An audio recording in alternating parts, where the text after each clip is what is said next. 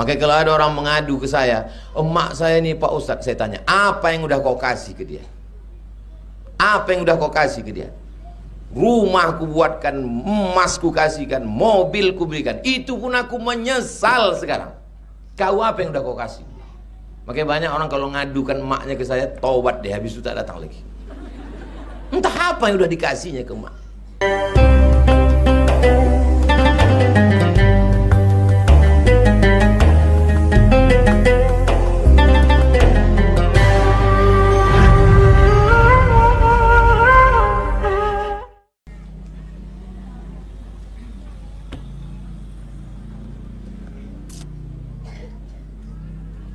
Syukran.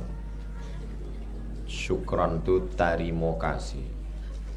Kalau bahasa kampung kami, merci beaucoup. Merci beaucoup bahasa Prancis artinya terima kasih. Bahasa Inggrisnya thank you. Bahasa Maduranya mator sekelangkong. Mator sekelangkong. Mohon doa untuk kesembuhan ibu saya. 6 bulan beliau tak bisa berjalan karena pengapuran tulang. Kalau sudah tua, tulang kita itu rapuh macam batu kapur. Almarhumah mak nih, satu cincin tulang belakang nih tanggal kena lapu. Ibu yang sudah agak tua, jangan naik ke atas tembok, jangan naik ke atas meja-meja, takut patah. Bukan meja itu patah, kaki awak patah. Karena kita udah tua. Anak sibuk mengurus laki dia, maka pandai-pandailah mengurus diri. Kalau masih bisa minta tolong, minta tolong. Tabung gas berat jangan diangkat, nanti tangan patah. Pengapuran itu efek tua, memang tak bisa dihindari. Ada jenis orang yang cepat pengapuran tulang, katanya kurang kalsium. Sebagai seorang ibu dan seorang istri, apa ada amalan yang bisa dilakukan agar emosi kami tidak naik turun? Kalau masih emosi, berarti masih hidup. Yang saya khawatirkan, ibu tak ada emosi lagi. Tenang. Bu, tadi saya tengok laki ibu membonceng orang. Ikhlaskan aja. Saya tengok tadi anak ibu dibawa orang nonton. Serahkan pada Allah. Selama ibu masih mau marah, masih mengamuk karena Allah, mengamuklah. Tapi mengamuknya karena Allah. Nabi itu rupanya sabar-sabar aja, dia mengamuk dia. Ditengok Nabi ada orang berkelahi tentang ayat Quran, marah Nabi. Apa kata Nabi? Wa kanal insanu aktsara syai'in jadala. Memanglah manusia ini hobinya berkelahi aja, kata Nabi. Ada masanya lembut, ada masanya. Yang tak boleh itu tak tentu arah, marah-marah. Tak benar. Tanya santri ini. Tanya santri. Kalau sekarang ditanya segan orang ini jawab karena saya ada di sini. Tanya. Ustaz Somad itu pernah dia marah-marah tak tentu arah? Tak pernah. Tak pernah saya amuk, saya marah sekali pun tak ada. Tanya. Tak pernah saya.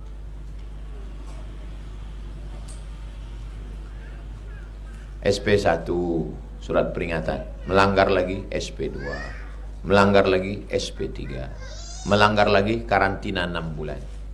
Tak lagi sanggup, panggil orang tuanya, jemput baik. Bu, Pak, dulu kalian serahkan anak kalian ke sini kan? Ya, aku tak sanggup, bawalah balik. Ngamuk kita marah. Ini anak menghabiskan energi kan? Ngamuk kita, stroke kita. Mau rupanya dia jaga kita. Ngamuk gitu. Ini anak ini naik setan saya. Habis itu orang balik, alah Ustaz Somad tuh ngamuk-ngamuk dan arah. Makanya saya tak ada. SP1, SP2, SP3 6 bulan keluarkan. Saya pernah mengeluarkan santri 15 orang. Keluar semua. Asal melanggar, keluarkan. Tapi tidak sikit-sikit marah, sikit-sikit mengamuk. Asal ceramah, nengok jamaah mengantuk, mengamuk. Selama mengajar 4 tahun sini, pernah saya marah menengok ibu mengantuk? Pernah. Oh, tidur-tidurlah. Kalau orang bisa tidur, itu tandanya sehat. Berapa banyak orang kaya tak bisa tidur karena sakit insomnia. Jam 2 malam berkedip-kedip biji mata tak bisa tidur. Ibu asal nampak ustaz dia tidur. Asal nampak ustaz masuk. Sehat. Lanjutkan.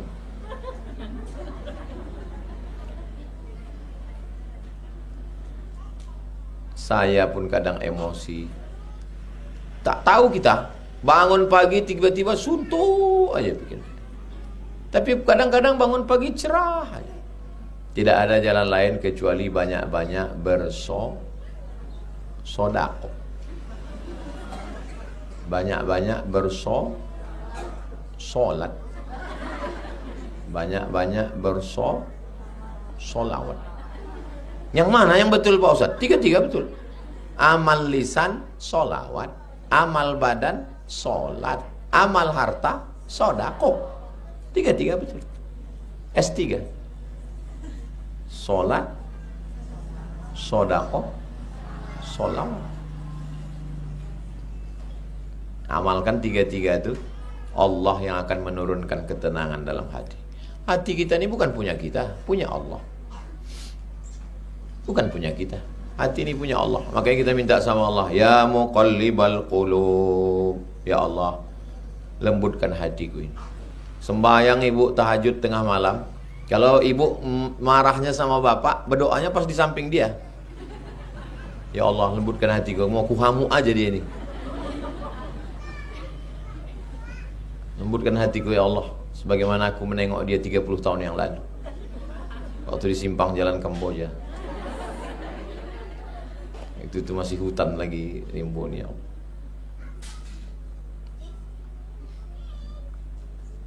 Bagaimana status pernikahan orang yang menikah? Status dia menikah, namun dia sudah hamil sebelum menikah dan anak yang dikandungnya meninggal. Apakah dia harus menikah ulang lagi dengan suaminya? Maaf, cakap dia melakukan hubungan terlarang, lalu kemudian hamil. Hamil sebulan, 2 bulan, 3 bulan, lalu dinikahkan oleh Pak Kua. Kunikah, Pak Kua hanya mengurus surat. Pak, nikahkan, walinya menikahkan. Kunikahkan engkau dengan anakku dengan mahar sebentuk cincin emas tunai. Nikahnya sah apa tak sah? Sah. Menurut mazhab Syafi'i nikahnya sah. Tapi dia sedang hamil Pak Ustaz. Tidak ada larangan perempuan hamil nikah. Menurut mazhab Syafi'i nikahnya sah. Hukum Islam di Indonesia mengikut mazhab Syafi'i. Makanya Pak Kua tak pernah nanya sudah berapa bulan. Dan Pak Kua tak berhak nanya itu. Nikahnya sah. Yang jadi masalah bukan masalah nikahnya, setelah nikah. Setelah nikah, lahir anak, anak tidak bisa pakai bin Parno. Nama lakinya Parno. Tak bisa. Ini anak saya Pak Ustadz. Saya sudah tes DNA dibawa ke Singapura, ini anak saya. Itu bukan anakmu. Tapi darahnya sama, golongannya sama. Ini anak saya, bukan anak. Kenapa tidak diakui anak saya? Karena kau mencoblos sebelum hari H. Kertas pemilu tidak diakui. Paham? Tidak boleh pakai bin. Pakai bin ibunya. Pakai bin mak. Anak yang lahir akibat hamil duluan pakai bin ibunya. Mati si bapak nih, apakah anak didapat warisan? Mati tak dapat warisan. Mati si anak, si bapak tak dapat warisan. Mati si bapak, si anak tak dapat warisan. 3. Bin tak boleh, anak tak dapat warisan. Bapak kalau anak itu mati tak dapat warisan. Anak ni perempuan, mau menikah, bisakah bapak ni mewalikannya? Tak bisa. Jadi kalau ada kejadian di kampung, di keluarga kita, menikah mereka hamil, nikahnya sah. Tapi ingatkan nanti setelah anak itu lahir, ada konsekuensi hukum yang berlaku. Jangan nanti anak ini gadis umur 20, 25 mau nikah, jangan kau walikan. Jangan kau walikan, itu bukan anak kau. Kau tak sah milik wali. Kalau kau walikan tak sah nikahnya, berzina dia dengan laki dia. Jadi macam mana Pak Ustaz? Kau pura-pura mencret. Bilang sama Pak Kua aku sakit perutku pagi. Pura-pura opname kau di rumah sakit. Jangan kau mengangkatkan. Tak tahu kau mau lari kemana, pergi ke jembatan Leton, terjun kau ke bawah. Udahlah dulu menyusahkan nama ayah kau, sekarang menyusahkan anak kau pula. Setelah nikah, ini tadi masalah nikah dia. Kemudian anaknya tadi lahir. Apakah mereka perlu akad lagi? Akad yang pertama tadi sah atau tak sah? Sah. Kenapa diulang lagi akad? Makanya kalau ada yang mengatakan akad ulang, tanya dia balik. Akad yang pertama dulu sah. Sah. Kenapa diulang lagi akad? Mana boleh akad dua kali? Kalau kau bilang akad yang pertama itu tak sah, kenapa kau biarkan dia serumah? Berarti berzina lah dia selama ini. Akadnya sah, akadnya sah, akadnya sah. Jelas? Nah, tak juga jelas, saya ulang sekali lagi nih. Apa kunci hidup tenang? Hidup kita ini tiga. Masa lalu sudah lewat, masa akan datang kita tak tahu. Hidup kita yang sesungguhnya adalah masa maka nikmatilah sekarang. Kenapa orang terlalu banyak bersedih dan takut? Karena dia terlalu menengok masa lalu dan terlalu membayangkan masa depan. Saya tak terlalu bayangkan masa depan. Dan saya tidak terlalu sedih masa lalu, karena aku hidup di masa sekarang. Ibu lah ibu, misal. Ibu terlalu sedih masa lalu. Kalaulah aku nikah dulu dengan calonku yang matanya biru, rambutnya pirang, tingginya 2 meter, turis bule, bahagianya aku sekarang. Lalu bersedih. Balik rupanya masa lalu itu. Tidak kan? Syukurilah laki yang ada sekarang. Betul Pak Ustaz. Kok nikah aku sama bule itu dulu, mungkin tak bisa aku ikut pengajian. Takut aku dia diambil tetangga. Tapi dengan suamiku yang ini Pak Ustaz, aku ikhlas. Mau diambil orang, ambillah. Tak ada cemasku sikit. Dia pun hitam-hitam setampuk manggis. Sudahlah hitam lutut bekulis. Akan datang. Kalau saya terlalu memikirkanlah akan datang. Nanti akan datang, akan begini. Tapi saya berpikir tentang akan datang. Kalian sekarang kelas 2, nanti naik kelas 2 SMA. Berarti tahun 2027 kalian mesti kuliah. Di belakang masjid itu akan ada insya Allah 20 kelas 4 lantai untuk sekolah tinggi agama Islam Az-Zahra. 2027 kalian masuk, berarti 2031 selesai S1. Berarti selesai S1 aku mesti buka Az-Zahra 3, Az-Zahra 4, Az-Zahra 5, Az-Zahra 6 supaya anak-anak ini bisa mengajar sekolah. Tak mungkin dia hanya sekedar sarjana hafal Quran, baca kitab dan mengajar. Berarti mesti ku carikan calon suaminya yang hafal Quran juga. Mesti ku jumpakan dengan murid-muridku yang ada di Palas. Semua saya pikirkan itu, tapi saya tidak terlalu takut. Dia ceritakan sama ustazah, aku mau anak-anak ini begini. Karena takut aku kalau dapatnya laki Fir'aun, hilang hafalan dia. Dapatnya laki hantu. Jangankan hafalan, jilbabnya terbang melayang. Kalau ayah dia, yang dipikirkannya cuma satu anaknya itulah. Kalau aku, SMP 3 kelas, aliyah 3 kelas, kupikirkan itu semua. Tahun 2027 dia tamat, masuk kuliah. 2031 dia tamat. Berarti habis itu dia nanti masuk S2. Tak mungkin dia cuma kuliah aja, berarti dia mesti menikah, punya suami. Suaminya mesti baik. Saya pikirkan itu, tapi tidak membuat saya lalu takut melihat masa depan. Nikmati yang ada sekarang. Saya menikmati sekarang. Pagi tadi ceramah di SMK 1. Habis SMK 1 di Masjid An-Nur dengan BI. Habis itu khutbah di Masjid Al-Iman Jalan Bakti. Habis itu tanya jawab dengan jamaah. Habis itu rapat Yayasan Tabung Wakaf Umat. Habis itu sekarang pula ini pengajian ibu-ibu Az-Zahra. Ini sekarang mandi angin malam.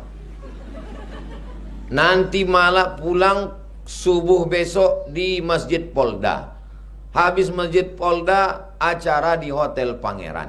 Habis itu acara akikah anak Pak Maskur. Saya menikmati. Jadwal-jadwal ini saya nikmati. Jumpa dengan orang saya senyum. Foto Pak Ustadz. Nggak capek Ustadz. Apa yang dicapekkan? Hidup ini mesti dinikmati. Lalu kita suntuk, stres, depresi, tertekan. Rupanya kalau gila kita, kalau sakit kita, ada orang ngurus kita.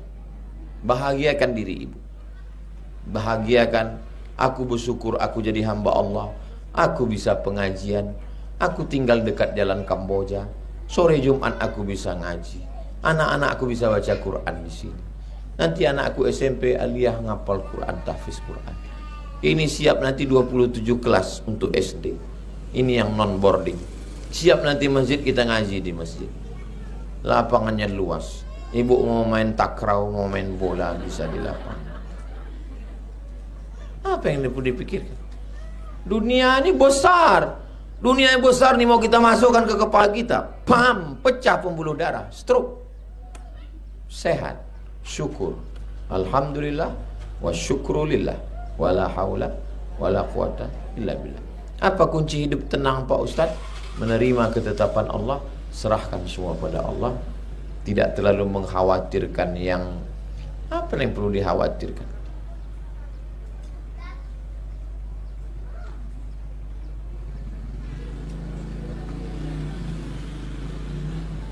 Bagaimana cara menghadapi orang tua yang suka menjelek-jelekkan anaknya ke saudaranya? Bahkan saya sering dijelekkan ke saudara saya sendiri. Padahal saya selalu berusaha membuat dia bahagia. Apapun keinginannya, saya berusaha memenuhinya. Dan uang bulanan selalu saya kirim Ustadz. Akan tapi saya selalu jelek di matanya. Apa yang harus saya lakukan Ustaz? Apalah yang perlu dilakukan ya? Susah menceritakannya karena mak kalian masih hidup. Nanti setelah mak kalian meninggal, macam makku meninggal, barulah kalian datang menjumpai saya dan bilang, Ustadz, kalau hiduplah makku itu lagi, ku biarkan dia bercakap 24 jam.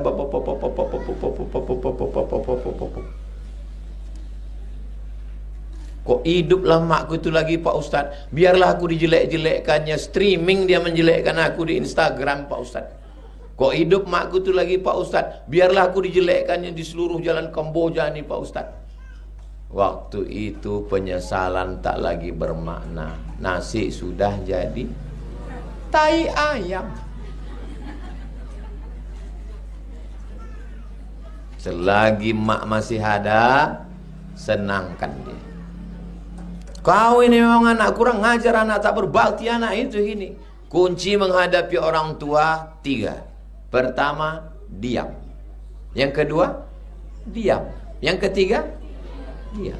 Bahagia kalian. Itu jurus saya dengan orang tua saya. Saya menjaga mak saya dari 2008 sampai 2019. 11 tahun. Kunci saya menghadapi.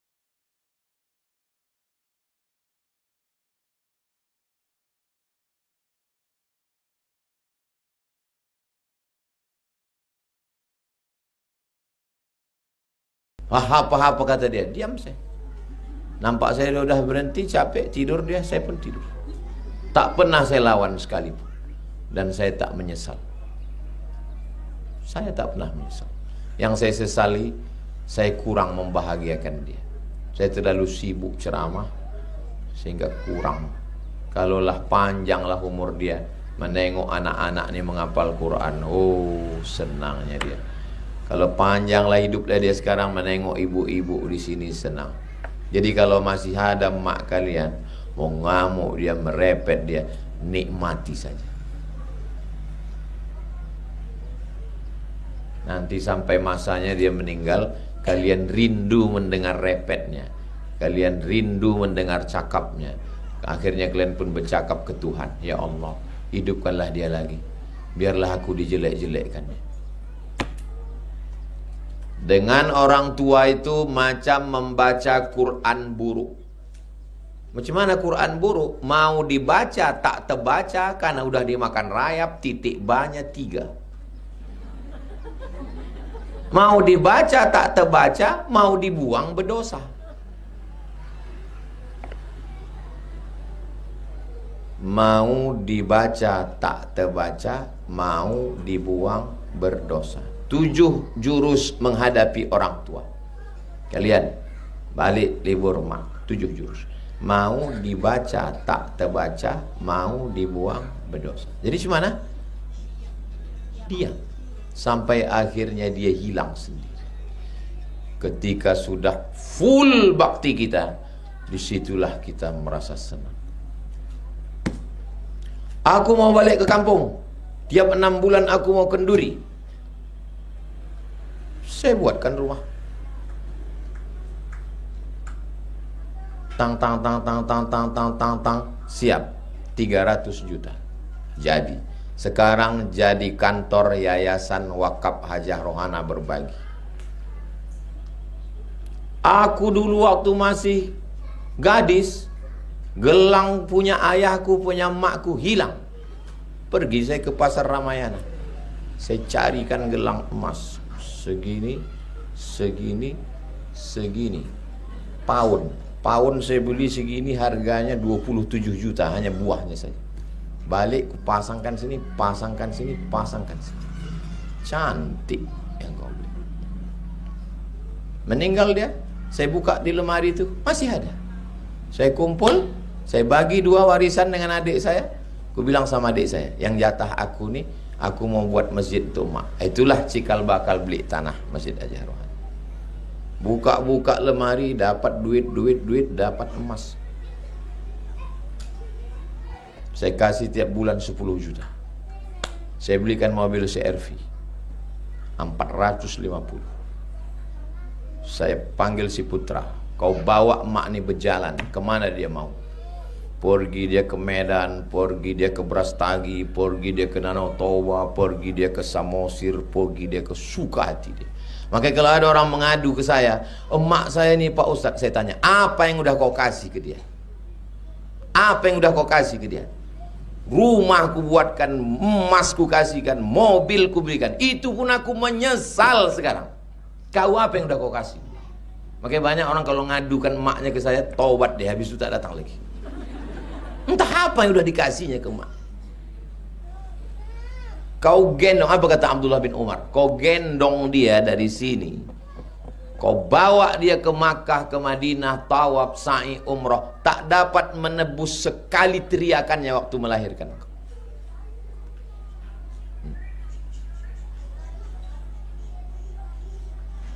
Jadi kalau masih ada dia, bahagiakanlah dia. Kalian balik, tunjukkan kalian hafal Quran, tunjukkan kalian bisa baca kitab, tunjukkan kalian Ma'had Az-Zahra. Insya Allah senang hidup kalian, dijamin 100% senang hidup. Saya belum pernah menengok orang membahagiakan orang tua hidupnya susah, belum.